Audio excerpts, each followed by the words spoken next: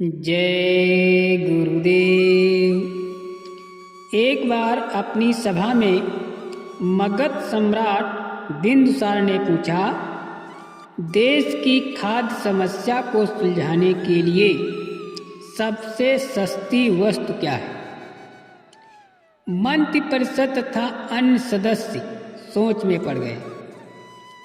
चावल, गेहूं, ज्वार, बाजरा आदि तो बहुत मेहनत के बाद मिलते हैं, और वो भी तब जब प्रकृति का प्रकोप ना हो। ऐसी हालत में तो अन्न सस्ता हो ही नहीं सकता। तब शिकार का शौक पालने वाले एक सामंत ने कहा, हे राजन, सबसे सस्ता खाद्य पदार्थ मीट है, यानी मांस है। इसे पाने से मेहनत कम लगती है, इसे पाने में मेहनत कम लगती है और पौष्टिक वस्तु खाने को मिल जाती है। सभी ने इस बात का समर्थन किया, लेकिन प्रधानमंत्री चाणक्य चुप रहे। तब सम्राट ने उनसे पूछा, आपका इस बारे में क्या मत है? चाणक्य ने कहा, राजन, मैं अपने विचार कल आपके समक्ष रखूंगा। रात होने पर प्रधानमंत्री उस सामंत के महल पहुंचे। सामंत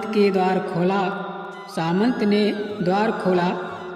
इतनी रात को गए, प्रधानमंत्री को देखकर घबरा गया। प्रधानमंत्री ने कहा, शाम को महाराज एकाएक बीमार हो गए हैं।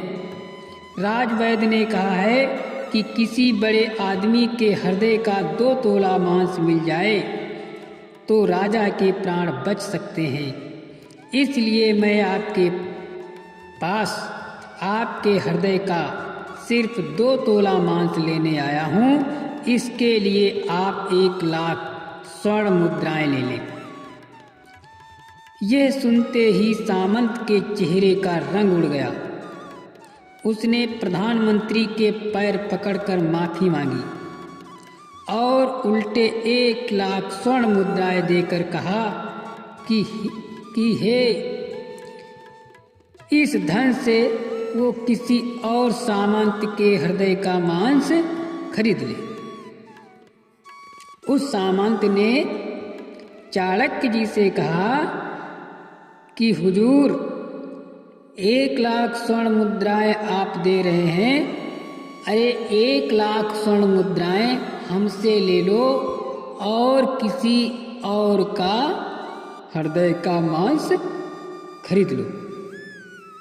प्रधानमंत्री बारी बारी सभी सामंतों, सेनाधिकारियों, सिपाहियों, सभी अधिकारियों के यहाँ पहुँचे और सभी से उनके हृदय का 2 तोला मांस मांगा, लेकिन कोई भी राजी न हुआ।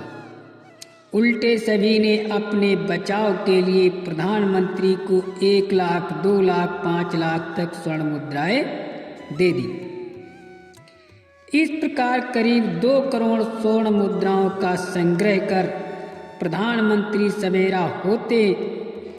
सवेरा होने से पहले वापस अपने महल पहुंचे और समय पर राजसभा में प्रधानमंत्री ने राजा के समक्ष 2 करोड़ स्वर्ण मुद्राएं रख दी। सम्राट ने पूछा, ये सब क्या है? तब चाणक्य प्रधानमंत्री ने कहा और बताया कि 2 तोला मांस खरीदने के लिए इतनी धनराशि इकट्ठा हो गई है, फिर भी 2 तोला मांस नहीं मिला। राजन, अब आप स्वयं विचार करें कि मांस कितना सस्ता है। जीवन अमूल्य है। हम ये ना भूलें कि जिस तरह हमें अपनी जान प्यारी है, उसी तरह सभी जीवों को भी अपनी जान उतनी ही प्यारी है, लेकिन वो अपनी जान बचाने में असमर्थ है और मनुष्य अपने प्राण बचाने हेतु हर संभव प्रयास कर सकता है। बोलकर, रिझाकर, डराकर, रिश्वत देकर आदि आदि नाना प्रकार के छलावे देकर के मांस का भक्षण करता है।